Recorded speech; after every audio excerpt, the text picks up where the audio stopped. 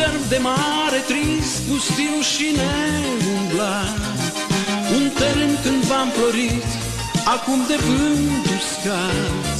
Așteptam de o viață întreagă doar surâsul tău, ca în lumina lui să înflorez din nou, ca un vechi corăbier pierdut pe vreme rea, căutând în sare portul primitor. Așteptam să vină o vreme când dorul meu să te cheme, să mă treci râzând de pragul clipelor. Te-am găsit acum când îmi doream mai mult, când uitasem cum arată fericirea, când credeam că pentru mine totul s-a sfârșit și nu voi întâlni nici când iubirea. Te-am găsit acum când îmi doream mai mult, când uitasem cum arată fericirea.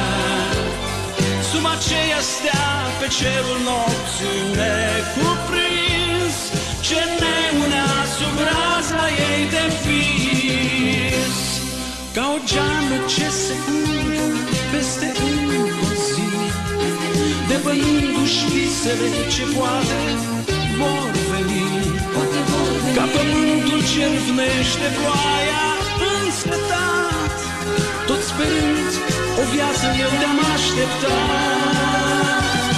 Ca un vechi corăbier pierdut pe vreme rea, căutând în zare portul primitor.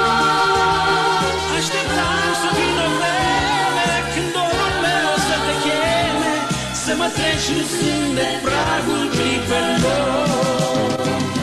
Te-am găsit acum când îmi doream mai mult, când uitasem cum arată fericirea, când credeam că pentru mine totul s-a sfârșit și nu voi întâlni nici când iubirea.